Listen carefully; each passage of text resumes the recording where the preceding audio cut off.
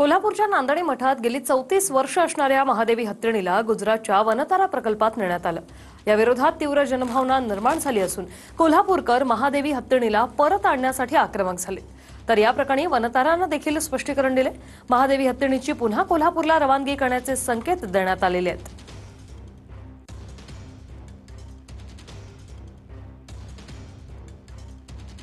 यासाठी अधिकृत वन्यजीव खात्यानं आणि जैन मठानं न्यायालयात कायदेशीर याचिका दाखल केली पाहिजे। जर न्यायालयाने आदेश दिला तर या हत्तीणीला वैद्यकीय देखरेखीखाली आणि तज्ञ वन्यजीवांच्या हाताळणीत सुरक्षितरित्या पुन्हा कोल्हापूरला पाठवण्याची वनताराची तयारी असल्याचं वनताराकडून सांगण्यात आलं आहे।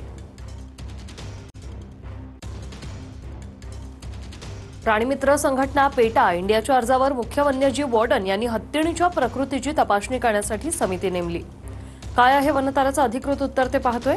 हत्तीणीवर उपचार करण्यासाठी आवश्यक वैद्यकीय सोयी सुविधा असलेल्या ठिकाणी पुनर्वसन करण्याची समितीची शिफारस आहे। 16 जुलै 2025 रोजी मुंबई उच्च न्यायालयानं ही शिफारस स्वीकारली। शिफारस स्वीकारल्यानंतर वनतारामध्ये 2 आठवड्यात हलवण्याचा आदेश दिला।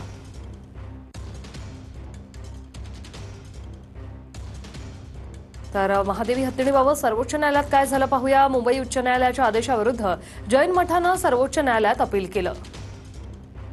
29 जुलै 2025 रोजी सर्वोच्च न्यायालयाच्या 2 सदस्य पीठानं ही रेट याचिका फेटाळली। महादेवी हत्तीणीला धार्मिक प्रथांऐवजी सन्मानपूर्वक आयुष्य जगण्याचा हक्क आहे,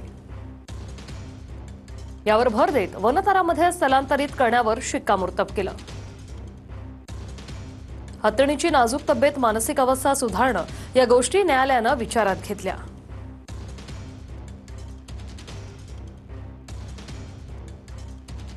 माधुरी जेव्हा वनतारामध्ये आली तेव्हा इथे सेटल होण्यासाठी आपण तिला पुरेसा वेळ आणि जागा दिली। त्याच्यानंतर आपण तिची वैद्यकीय तपासणी केली आणि त्या वैद्यकीय तपासणीमध्ये जे आपल्याला प्रॉब्लेम दिसले त्याच्यासाठी तिला आपण आता लॉंग टर्म एक ऍक्शन प्लॅन तिच्यासाठी बनवलेला आहे। जे माधुरीवर प्रेम करतात, तिच्याबद्दल चिंता व्यक्त करतात, तुमच्या या प्रेमाचा आम्ही आदर करतो। तुमच्याच या प्रेमामुळे ती आता इथपर्यंत पोहोचलेली आहे आणि इथे वनतारामध्ये डेडिकेटेड टीम आहे तिच्यासोबत तिची काळजी घ्यायला।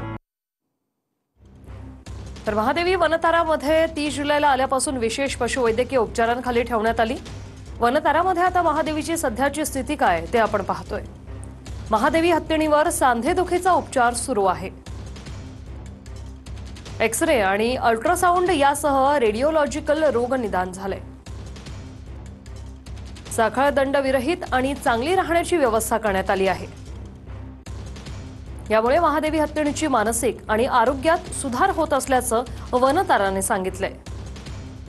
अनेक वर्ष दुर्लक्ष झाल्यानंतरही आता तिच्या पायाची अवस्था हळूहळू सुधारते असं वनताराचं म्हणणं आहे। तर महादेवीला कोल्हापुरात पाठवण्याबाबत वनताराचं म्हणणं काय? महादेवी हत्तीणीची पुन्हा कोल्हापूरला रवानगी करण्याचे संकेत वनतारानं दिले आहेत। त्यासाठी अधिकृत वन्यजीव खात्यानं तसेच जैन मठानं न्यायालयात कायदेशीर याचिका दाखल केली पाहिजे।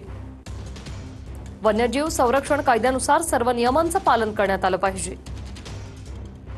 न्यायालयानं आदेश दिल्यास वैद्यकीय देखरेखीखाली पाठवण्याची तयारी आहे।